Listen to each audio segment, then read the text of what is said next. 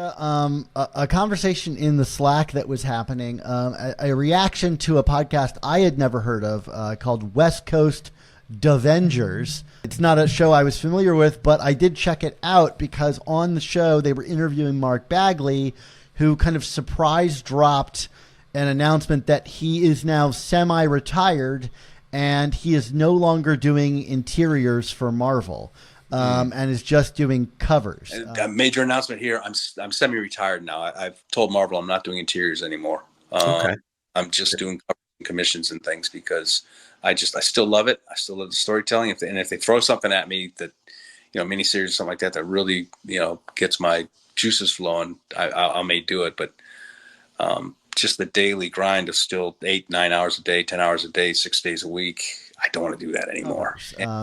Which, like, Mark Bagley's covers are always exciting, but, like, I think people he's notable for his interiors and the speed at which he does them. And on the show, he said, it's just keeping up with the rat race and the kind of deadlines and scheduling of that. It really had been wearing him thin.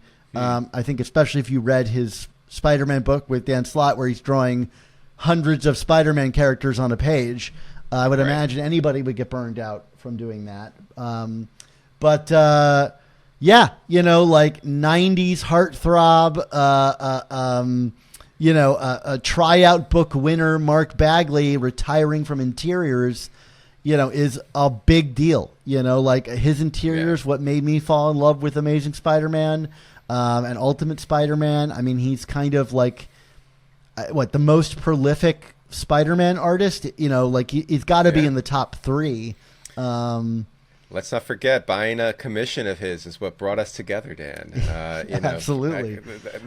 Met you in the flesh and lent you money in the same weekend. I mean, who could have imagined 11 years ago where would we be now? If you never paid me back. No. Yeah, that's it. 100%. Yeah, that's what happened.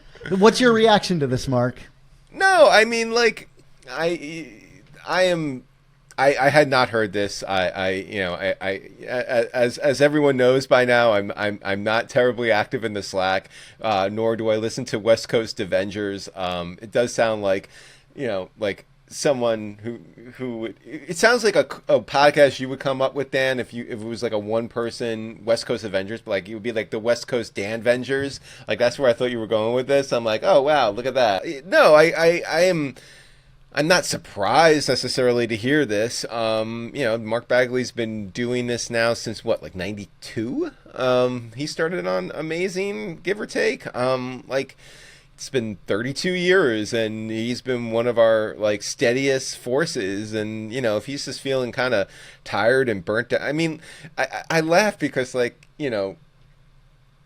all the time leading up to Ultimate Spider-Man with Bendis back in the 2000s, it was just like, oh man, I can't do Spider-Man again. And then he's just gone on and done another 25 years of Spider-Man.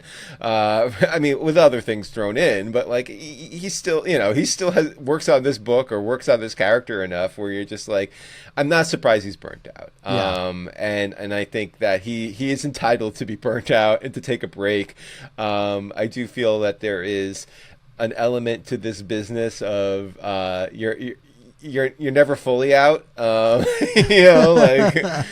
know he said basically if something interests him, he'll come back. I wouldn't be shocked if the thing that interests him is maybe something where we're that's what brought him back. But you know what I mean? But I guess what I'm trying to say is I think he'll be back in some shape or form doing interiors again. But if he needs a 5, 6, 7 year break from doing this, more power to him. I mean, he's entitled. He's earned it.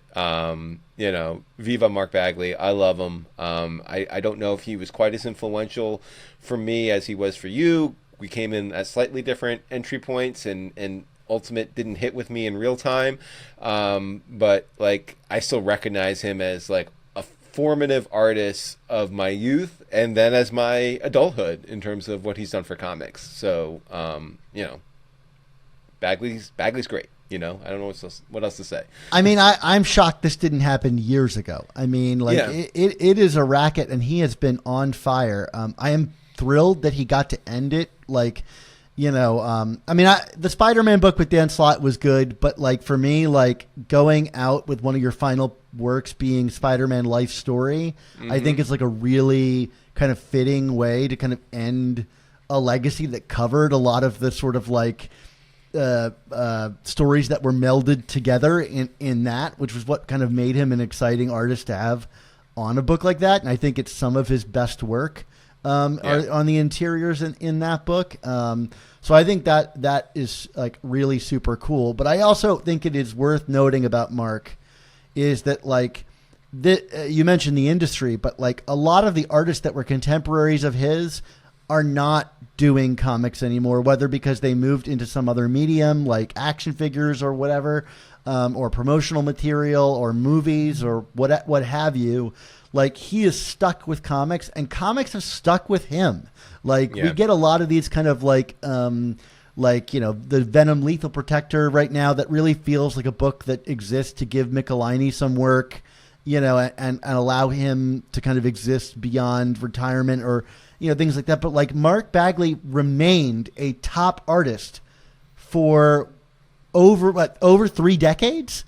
That is almost unheard of in the comic art world. And I think hats off to him that he kept his style like so modern and feeling contemporary in a way that other artists just have not been able to do, which I think speaks not only to his talent but also like the fan support of Mark Bagley. Like his style is beloved by readers, and so seeing that it may not appear in interior pages, I think, is a notable thing on both ends, his career and our reception as fans.